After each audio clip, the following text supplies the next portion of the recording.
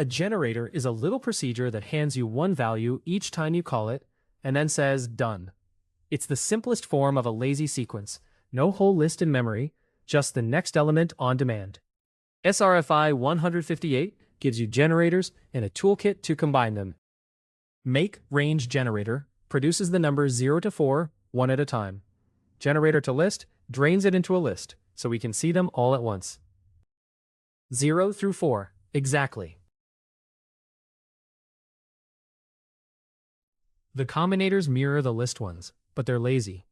Gmap squares each value as it flows past. 1 through 5 become the squares, without ever building the input list. And they chain into pipelines. Take a big range, keep the odd numbers with gfilter, then gtake only the first 5. And the pipeline stops pulling the moment it has enough. The squares, then the first 5 odds, 1, 3, 5, 7, 9, even though the source ran to 100.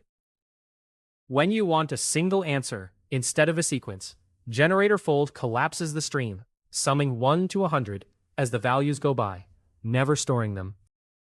5050, folded straight out of the generator.